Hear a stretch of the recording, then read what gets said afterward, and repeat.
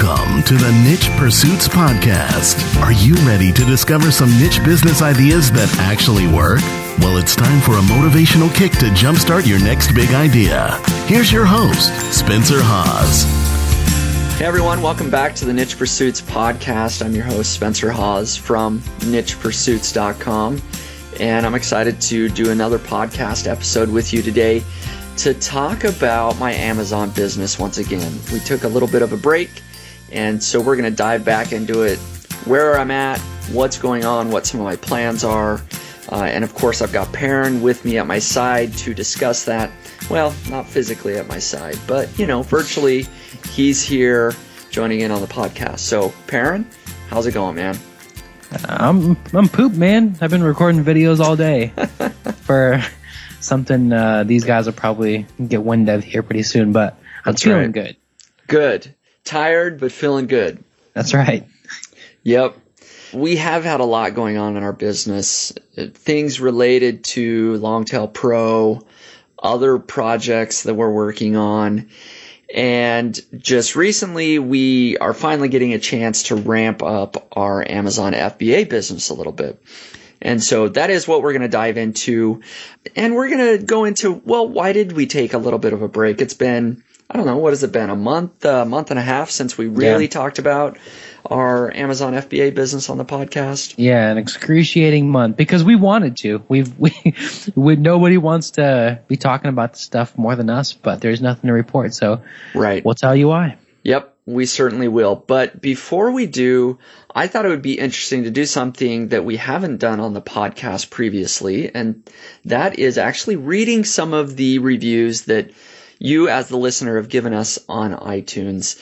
I really do appreciate the ratings and reviews that I get on iTunes, so I thought it would make sense to just give a shout out to some of you that have actually left that review. First of all here, Mandela T says, "It was awesome to hear about your Amazon business startup and progress, and it has been great motivation for me."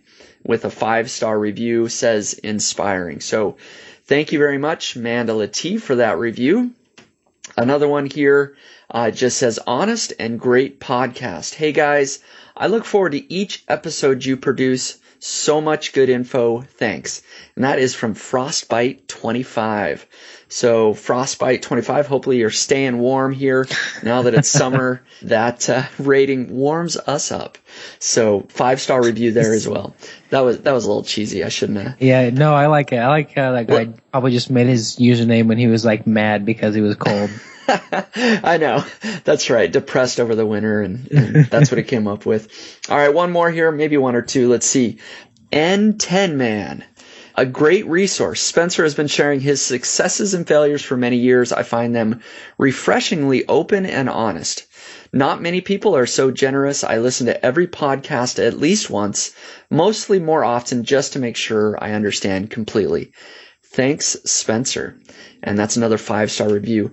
Thank you very much, N10 Man, for that review. That's really great to hear because I do try to be open and honest. Perrin and I both try to be very honest and sincere with the information that we share. So it's great to hear that you guys get that out there. And then, okay, let's do one more here. Can't beat their content. Another 5-star review from Country Boy View. Spencer and Perrin deliver every time. Whether it's on their blog or podcast, it's good stuff. So what do you think, Perrin? Awesome. Thank you. Yeah. Yep. We appreciate it very much. We do read the reviews and see the ratings. If you do want to go ahead and stop by and leave a rating on iTunes, you can go to the URL nichepursuits.com/iTunes, and that'll take you directly to the iTunes page. And you can leave a rating and review. We'd appreciate it very much because it does help other people find our podcast and discover that podcast on iTunes as well. So people are listening in and giving us great reviews. So let's give them some good content that they can review now, okay? Yeah, let's jump in. So basically, we started the Amazon FBA business. I sold out of kind of my test order in 40 days very quickly that I talked about in previous podcasts. And so all the signs were very, very good. I made about $6,000 in revenue. signs were good that I should go out and restock my inventory and possibly even expand into other products. And so that's exactly what I've been doing over the past couple of months. Just unfortunately, it's taken so much longer than hoped to get that inventory restocked. And so that's why we haven't been updating you and doing weekly podcasts, because honestly, we ran out of inventory in, I believe it was it early May, I want to say. Maybe something like that. Yeah, maybe it was mid-May. Mid-May, yeah. And so it's been a full month and a half. And basically what happened is I order, manufacturer had a couple of setbacks, nothing huge, set them back maybe 10 days. So that was an extra 10 days. And then it took them normally about a month to produce the units that I wanted. And then with shipping and everything else, here we are sitting, a month and a half, almost 2 months later. I finally just earlier this week received my huge shipment from China. That product was in an LA warehouse. I just shipped that via UPS from that LA warehouse to Amazon. It should be there, fingers crossed, as early as tomorrow. And then my product will be up live and I'll be selling once again. So that's the reason for the break, is just kind of some growing pains, inventory issues.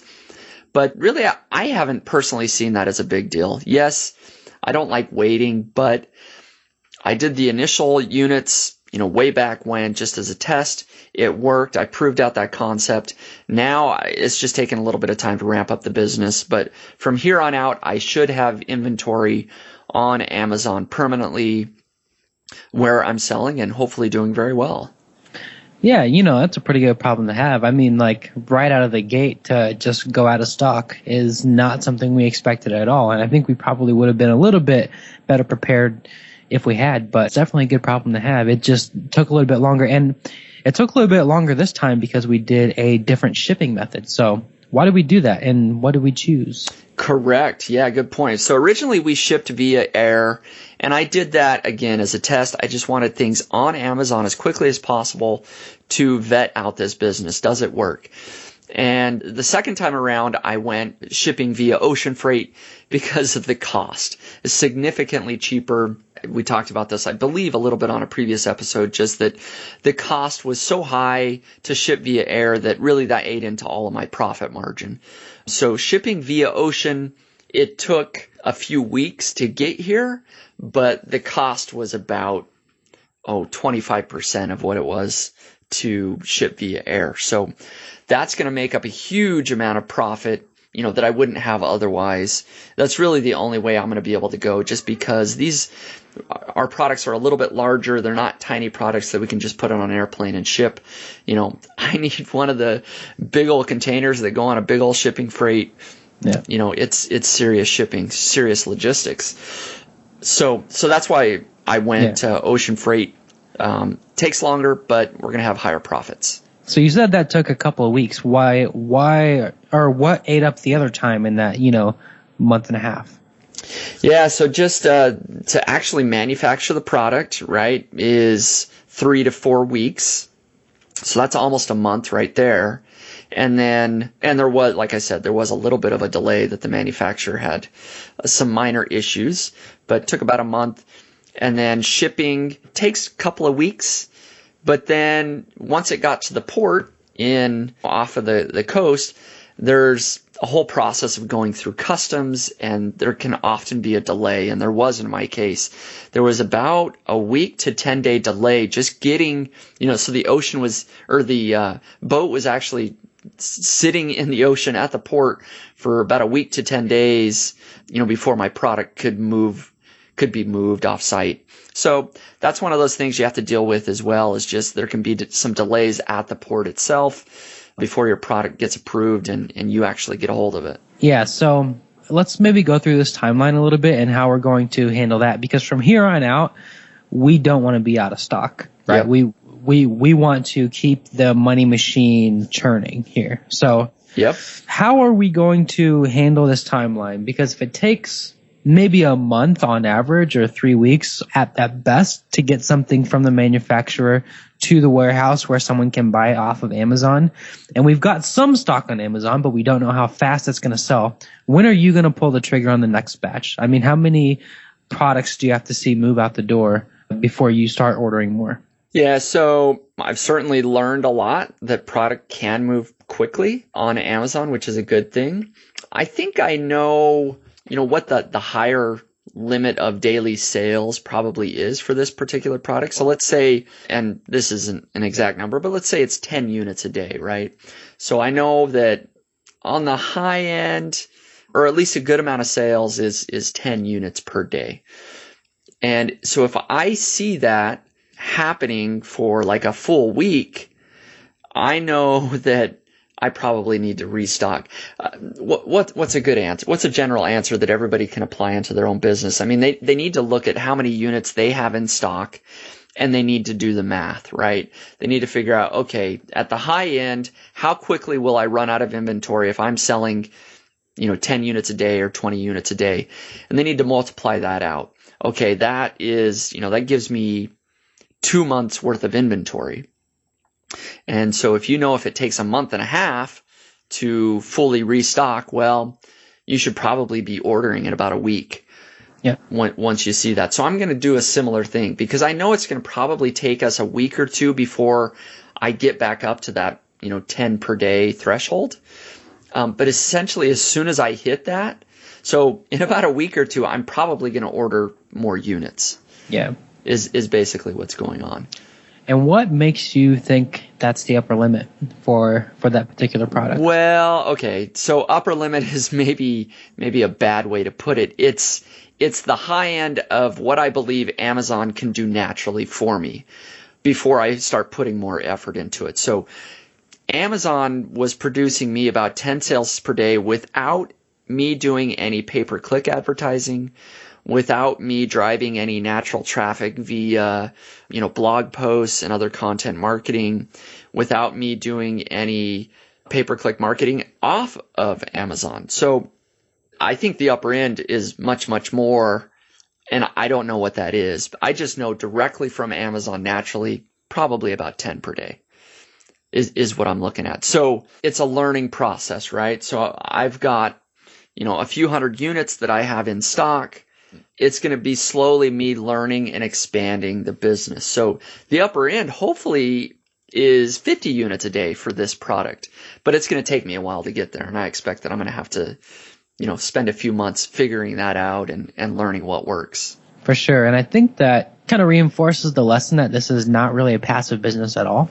This is much more of a businessy business. And, you have to be willing to log in every day and look at your inventory and do the math and contact manufacturers and do whatever needs to be done to keep, stocked at the appropriate level. Because you could theoretically solve the problem by just buying a bunch of inventory, but, you're increasing your risk there. So there's a little bit of playing the game here. Yeah, absolutely. No, it's a real business, and there's a lot of headaches that come with this physical business, dealing with logistics and dealing with shipping and those sorts of things that you don't have to deal with and just a strictly online business. But, hopefully the rewards are there. And certainly, as we talked about in our last podcast with Steve Chu, if we're to open up a full e-commerce store, there's a lot of things that we could do to hopefully grow this business and expand into other products and product lines. Yeah, for sure. And I think this particular business, or I guess physical product businesses, there's so much more opportunity for unforeseen hiccups, So just with this shipment, we had a manufacturer problem. We had the product sitting in the port for 10 days, and we had one of our big boxes, we think, dropped off a crane or something. Right. Yeah. The box, they sent me a picture. The box was almost completely demolished. They were afraid that the product was damaged, but it wasn't. Fortunately, they opened up the damaged box. But yeah, I had a damaged box. I was worried I lost 10% of my units, but that wasn't the case. Yeah. We're not selling chandeliers or anything, Yeah, exactly. But somebody is. Yeah. And I'm sure that happens. And so It's just there's a lot more people to depend on in this type of business, I guess. Yeah, that is the frustrating part, is that I'm not in control very much here in a lot of instances. And actually, here's another one, and this kind of will move into more of our discussion on other things. But, well, let me preface this with saying that, okay, I had product number 1, I've now restocked that inventory. I've actually moved into product 2, and that inventory has also arrived in the US. And just today, I printed off the UPS packing slips to send it to Amazon. Okay, so product 2 is on its way to Amazon as well. And then, not to, I'm always a little overambitious. I will say that. But I went ahead, and while I was waiting this month and a half, I got a little antsy. And so I have started manufacturing product 3, 4, and 5 as well. And those products 3, 4, and 5 are basically done being manufactured as well, and will be on a boat here very, very shortly. So I will have 5 products, 5 SKUs on Amazon here in the next, month to 2 months. Yeah. So I kind of want to dig into that. Were you going to say something else? Yeah, I was going to just say one small hiccup that's come about with me doing all these additional products is that Amazon only allows you a certain amount of warehouse space in their warehouse, inventory space. And, I haven't mentioned this before, but I will just mention that my products are oversized units. And so these oversized units, you're only given allowed to have space for 500 units in the Amazon warehouse. Well, my second shipment is going to put me over that limit, and Amazon will return those boxes. You can't have that. So this had me a little bit worried. Just again, something that's out of my control, out of the norm, something that I can't do. But luckily last night I shot over Amazon a very nice, friendly email and said, can I pretty please have more space? And they said, sure. So they increased my space up to 800 units for now, which will last me, a good month or so. But I'm going to have to write another pretty please email to hopefully get that up to, 1,500, 2,000. So there's all these things that come about with inventory and warehousing. But so far I'm okay. And that is for you as a seller, not per product, right?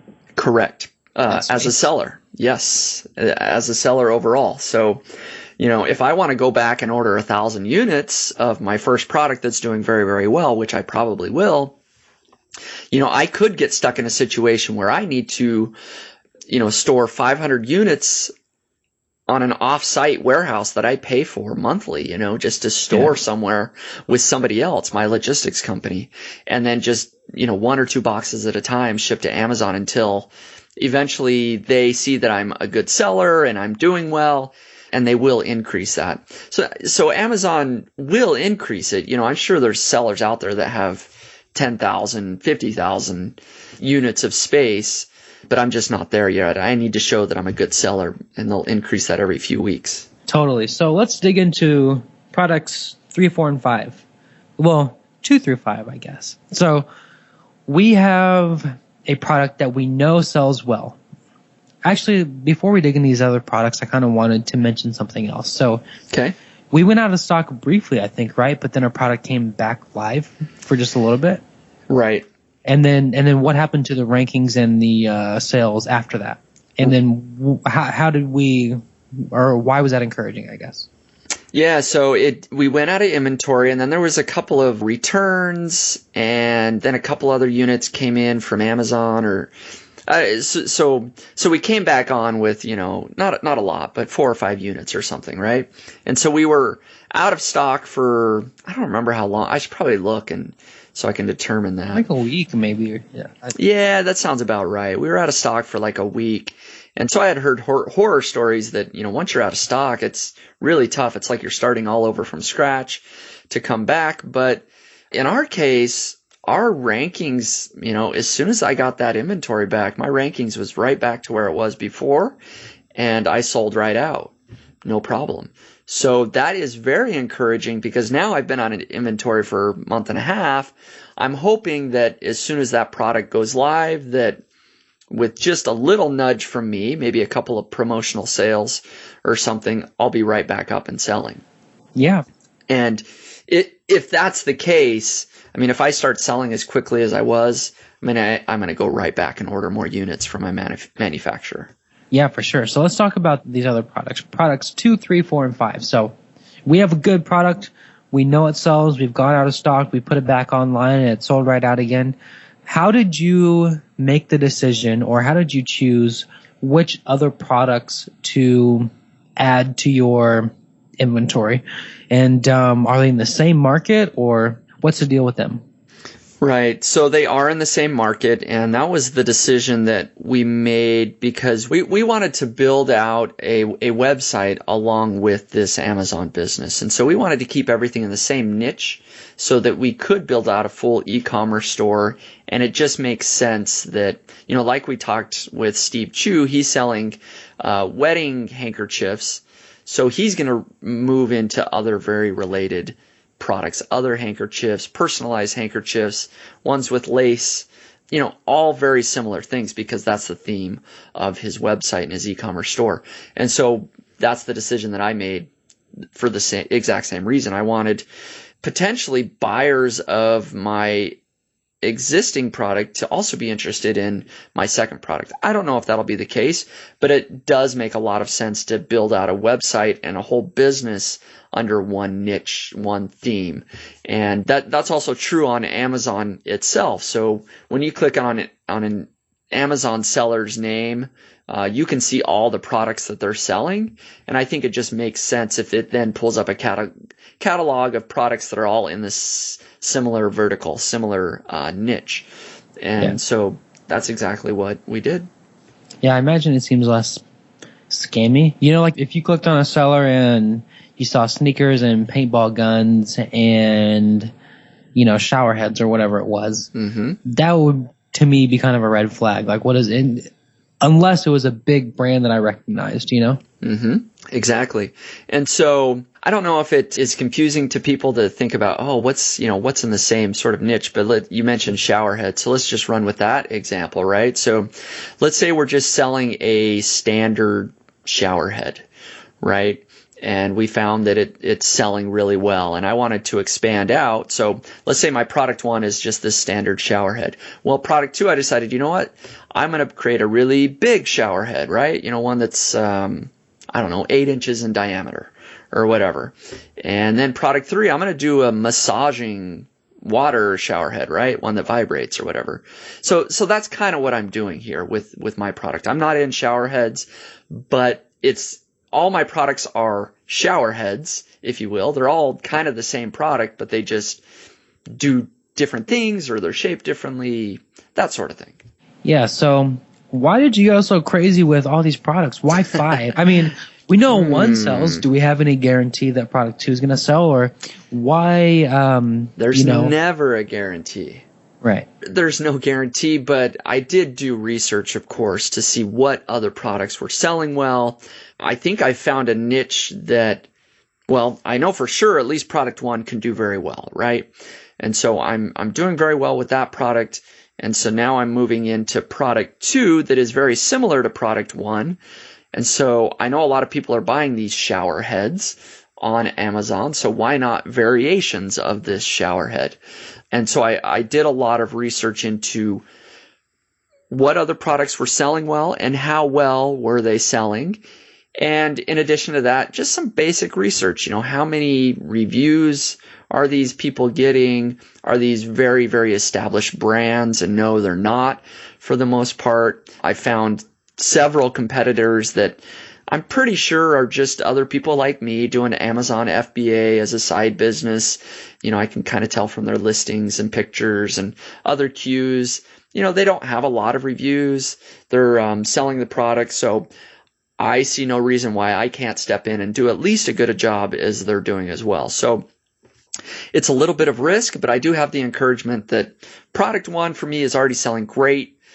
I have a lot of evidence to show that people are buying a lot of product 2 through 5 on Amazon already. And I think that we have kind of stumbled on a good method of doing some promotions and writing good copy and targeting keywords and doing some of these other things that apparently worked really well with product 1 that hopefully we can apply to these other products and do well. I think that's a lesson that carries over from building niche sites. I think, we have talked a lot about this sort of counterintuitive idea that you want to see competition, or that your competition in many cases can be a good thing. And here it's no different. If you see somebody who is doing the thing that you want to do at your level, you can probably beat that guy, or at least, do the same thing, right? So in the same way you wouldn't let another niche site scare you if you saw it ranking really well, and in fact you would be encouraged by it because it would kind of validate your idea, seems to hold true here too. Yeah, no, big time. I mean, that's totally what I look at is there somebody that hasn't been an established player for 10 years? I mean, essentially, is there somebody like me out there doing this? It gives me encouragement to see that there's probably some guy just working from his basement, that's listing these products on Amazon, doesn't really have a leg up as far as a huge marketing budget, and isn't, like I said, a huge established brand. I like to see people that are on the same playing field as me doing well. I can step in and hopefully do just as well. Totally. So let's talk about being the one. The infamous The One blog post. Yes. So with our first product, we had a really distinct feature that we put into it, and we had it manufactured that way. Is that the case for all 4 of the other products? It's not really. So product 2 there's not really anything unique about it. So this is so product 2 and, we'll say product, I don't have them all numbered, but, let's say product 2 and 3 are essentially, people can buy the exact same thing already on Amazon. It's a straight private label play, right? So there's no unique feature. It's going to be a marketing play on our end, where hopefully we can just do better marketing through promotions, getting review, maybe PPC, on Amazon product ads and that sort of thing. I wanted to test that to see how well I could do without being unique. Product 4 and 5 are unique in the same way, similar to product 1. And when I say unique in this case, these aren't products that I had to have, retooling done or injection molds created at the manufacturer. The manufacturer's already created these exact products, but they are unique in the fact that I don't see anybody else selling them on Amazon right now. Okay, so back to the shower head example, I don't know if I can come up with shower head on the spot, but maybe nobody's, and I don't know why anybody would buy this, but a shower head that shoots in 360 degrees, all over the place, right? That's such a good idea. Maybe it is. Maybe we should. I think they just call that a sprinkler. That's right.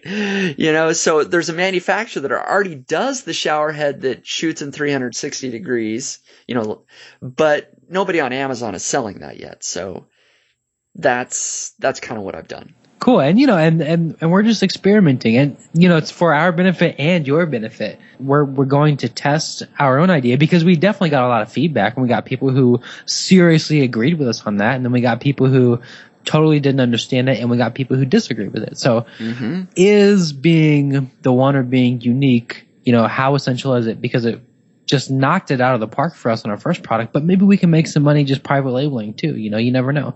So Yep. Oh, go ahead. We'll find out.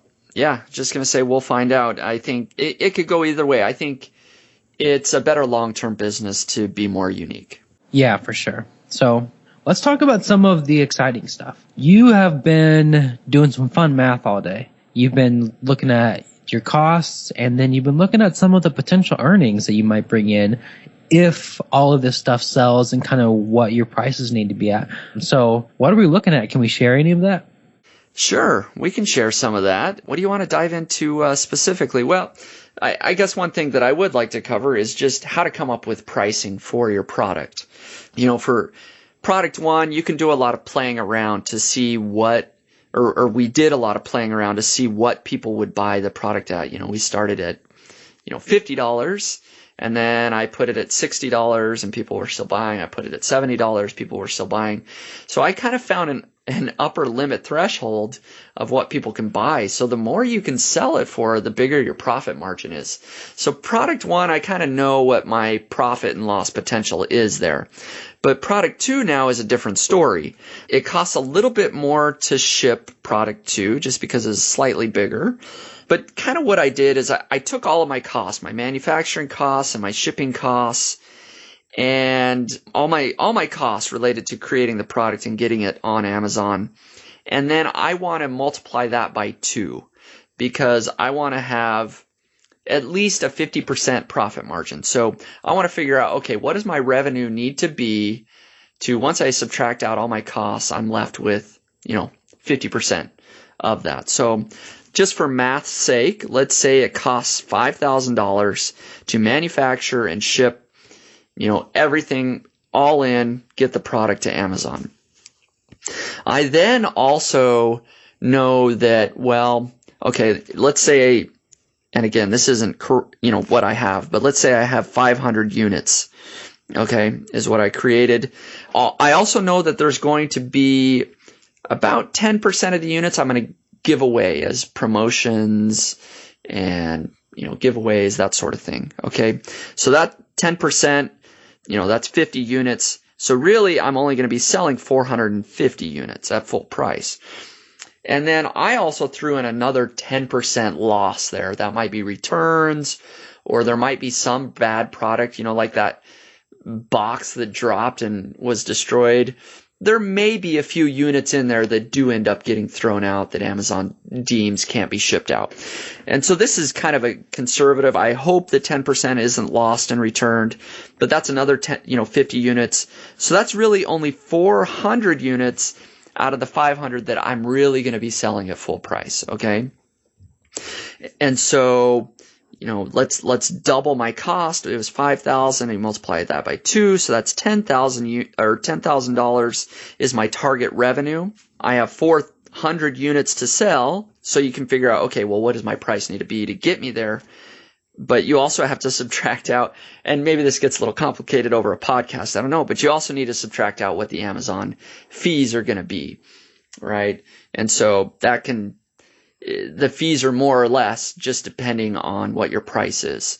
But let's just imagine, that were the case. We had 400 units, so you take 10,000 divided by 400, and that's $25. So I need to price my product at $25 if I want to have $10,000 in revenue. That's really not the case. I probably need to add $10 per unit there to get the Amazon fees. So really, I know I need my price to be $35 a unit. So I kind of went through and did that to figure that out, and then looked at, okay, what are other people selling their product at, and does that make sense? So that's one way that people can go through and figure out, is there enough profit margin here before they ever manufacture the product even? So that would be the way to go. Yeah, and as far as what we hope to make, maybe we won't share the actual numbers, but we hope to really make quite a bit of money in the next maybe 3 or 4 months. No, absolutely. And I mean, I can share some numbers. Sure, yeah. These won't be exact, but let's, I've got 5 products coming in, and let's just say they each have 300 units coming in. So that's 1,500 units, and if my average selling price is $50, it's probably anywhere between $30 to $60. I don't know, but let's just say $50. That's $75,000 in revenue that potentially I could be doing over the next 2 to 3 months. And if that's the case, that's awesome, but that would just give me so much more momentum moving forward. I figure after the next 2 to 3 months, I'm going to have this business figured out a lot more and can know which products I should be ordering more of, which products I should be sending more promotion to, and can hopefully scale those out much, much more. I fully expect that 1 or 2 of these 5 products is going to be a dud. It's going to take me several months to sell out of inventory. The profit margin just isn't going to be that great. I might just break even, and I'll have learned my lesson that, hey, this particular product isn't the one I should put all my energy behind. But hopefully, on the other hand, there'll be 3 products that I can scale massively and just start doing much, much more revenue with those few units. And that's just trimming the fat, that's basically just optimizing an FBA campaign, basically. Right. A lot of this, again, is talk at this point, which is one reason I don't like recording tons of podcasts before I have actual numbers to back it up. But, at this point, we've got all the dominoes lined up, if you will. The product is on its way to Amazon. I've proved out product 1, and I know I can sell that one. Product 2, we're about to learn, and so we're going to try some things out. But, long term, we see a lot of potential, and hopefully we can be sharing a lot more of that as we learn specific lessons. But, we have some ideas, and maybe we should talk about that. I don't know, about just kind of what our plans are for promotion and how we expect to sell out of these units quickly. Yeah, and go for it. I mean, unless you want to, why don't you take it away? Yeah. So, we're going to be doing a lot of what we did previously. We're going to be sending out some promotional units. So we may go over to, Thomason at Thomason.com. Most of you have probably heard of. I know a lot of people mention that. We may give that a shot and give out some units to bloggers. Then we have another place where I know we can get some reviews as well, essentially where we get people to buy the unit for $1 or $5 or whatever it is, and then they'll write a review for that. So we're going to do some of that. Of course, optimize our listing. And then, I don't know, what are you working on your end, Perrin, as far as the website? I know that's been a big project for you. So why don't you dive into kind of what the plans are there? Yeah, so we're building the website out in pretty much the same way that we would build out any niche site. We are going after very similar keywords. So we are our whole experience where we have had a lot of success and where I personally have had the most success is building Amazon affiliate sites. So basically, we are making an Amazon affiliate site in the market that we are selling Amazon products. So we are targeting best shower heads, which isn't our product. Again, I don't want people to go try to saturate the shower head market because that's not what we're in. Right. But, it's like best shower heads. And then we write a great article on shower heads and why you would want a particular kind, manufacturer info, all the sort of stuff that you've seen us do before, but it's in our niche. And then we list our own product and talk about the benefits of it. And we're not, necessarily trying to be shady. We're giving honest reviews and that sort of thing. And when people click through to Amazon, they'll see honest reviews from actual buyers. But we're slowly trying to drive traffic to it. So, and on the back end as a bonus, hopefully we'll make some Amazon affiliate revenue too, because we know this is a good market. We've seen other bloggers in this market doing really, really, really well. We know of one guy who's doing extraordinarily well. I've seen some sites on Empire Flippers that are in this same market in the past year or so that are doing extraordinarily well. So we know this is a good market, and we're building the types of sites that we know work. And so currently we're trying to scale that in the same way that we have scaled lots of Amazon affiliate sites. We're just going to add a whole bunch of content.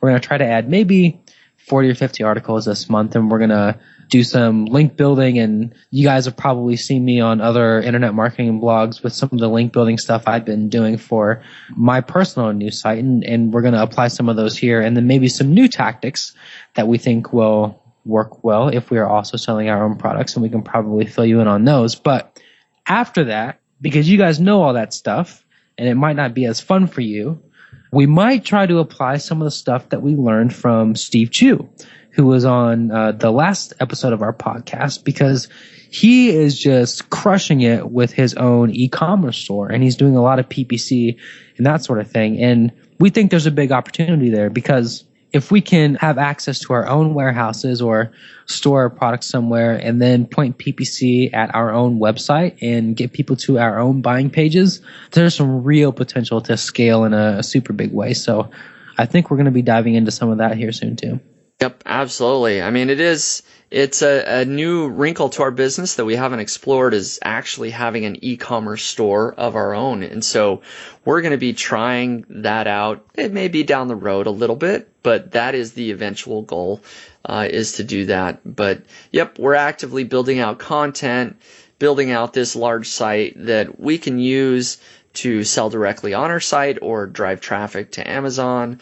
Of course, we're going to be trying to capture email leads along the way so that we can, have these people as our customers long term as well. But some of the other things that we will dive into as we go is just Amazon product ads, probably Facebook ads. Again, Steve Chu mentioned last week that Amazon ads do very, very well, or that Facebook ads pointing to an Amazon page can do very, very well just because of the trust that is already built up on Amazon. So those are the things that we plan on doing as well. And here's the thing. Steve Chu mentioned this because we were talking to him about having an e-commerce site of your own and storing your own products and selling it on your own site versus Amazon FBA. And he mentioned using Amazon FBA as a sort of testing ground, seeing if a product sells, and if it does, then just go all out on your own store. And we're starting to have products that sell really well on Amazon. So if it's doing well there, there's no reason we shouldn't be able to do well as an e-commerce store. Of course, we don't know how to do that yet. And there are tons of things to figure out, and there's a lot of work to be done to get that up and running. As far as like chasing that 7-figure business, that's probably a good way to get started. Absolutely, I agree. And so, I mean, I don't know that there's a whole lot else we can add here without, actually going through it. I always like to go through, gain the experience, and then share my experience. And so we'll be doing that as well. Another thing that we are also, not like we're not busy already, but we still do have plans to come up with that truly unique, truly original product that can hopefully be a big winner. So instead of just selling just a shower head that maybe is a slight tweak, actually doing something that nobody else is selling, right? And so we've started, Perrin and I and Jake, another employee that works with us, have started a list of unique ideas that we can be selling as a physical product. We're not there yet as far as picking one out, but we are going down that road. We're hoping to come up with something truly unique and fun and original that we can call our own and maybe even patent. Who knows? And so I don't know. I'm just pulling up the list here, Perrin. I don't know if we wanted to share any of these ideas. We had talked about maybe sharing some that, we're probably not going to do, but just to give people an idea of the kinds of things that we're thinking about and, talk about a couple that, we're probably not going to do, but. Yeah, I mean, we've got some $1 million ideas here we don't want to give away. No, we can't just hand these out like candy. Yeah, ideas aren't cheap is what everybody doesn't say, I guess. That's right. But we've got some losers we can share, for sure. Do you want to share any? Yeah. Any that aren't highlighted here? Yeah, I think, okay. Let's see, which ones are my favorites? I think one of the more hotly debated ones on this list is the plunger that makes fart noises when you use it. Oh man, I knew you were going to bring that up. That's a good one. That brings out our juvenile side. Yeah. Well, you were making this list before you were going to give access to it. I think you forgot a few. And now you've gone and shared this publicly with the world, so yes. I appreciate that. But some of them aren't as exciting, but they kind of give you an idea. Like one of the ones that we decided probably we wouldn't pursue is like a mildew-resistant shower curtain. Yeah. Something that we can't find anywhere, right? Maybe some are, but we don't find any marketed that way. Or Tupperware with a timer. That makes sense, right? Where like to tell you when your food's going bad. Right. And maybe we're still going to do this one. I don't know, but we'll let the cat out of the bag. Chocolate dental floss. Yeah, that's my idea. I would buy that. That would taste good. That sort of thing. And then this is maybe $1 million idea that I think I'm going to go ahead and give away to somebody. I've had this idea for a long time. A 3-in-1 shampoo, conditioner, sports drink. I don't even know what that means, if I'm honest. It means that you would never have to stop squirting. You'd start at the top of your head and you just go right into your mouth. You stay hydrated. So you actually drink the shampoo and conditioner. Yeah. Yeah. Brilliant. Electrolytes, yeah. Yeah, there you go. So some might be winners, some are duds on our list, but we do have half a dozen or so that we actually feel a little bit better about that we won't be sharing. But we're thinking of crazy ideas. We have a fun brainstorm list that we kind of keep here. We've got 57 plus ideas on this particular thing. These are going to be long term. It's probably going to take us a couple of months before we actually settle on one idea, but we are going down that road, and that's a whole other ball game of when we have to go to a manufacturer and tell them, we've got something unique, here's a new design, can you create this?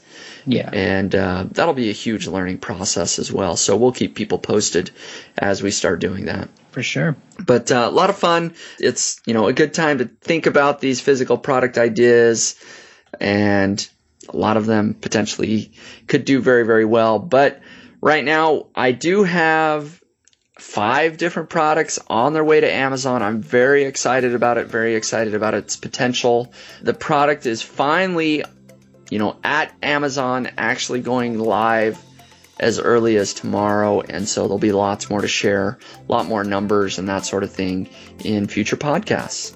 So any parting words that you had for anybody, Perrin? Just leave us some reviews on iTunes. We've been reading those a lot more, and we're going to try to incorporate those in the future podcasts. We really love hearing what you guys think of the podcast, and we would appreciate your help getting the podcast more visibility on iTunes. So leave us some reviews, and we will try our best to give you a shout out. Yep, absolutely. And people can do that over at nichepursuits.com/iTunes. And then, of course, if they ever want to join in the discussion and talk to us, they can go over to nichepursuits.com, find a related blog post and leave a comment. And we always do a good job of responding to those. Or they can go up to the contact form and just shoot us over an email. So overall, we appreciate you guys listening in, and best of luck in your business.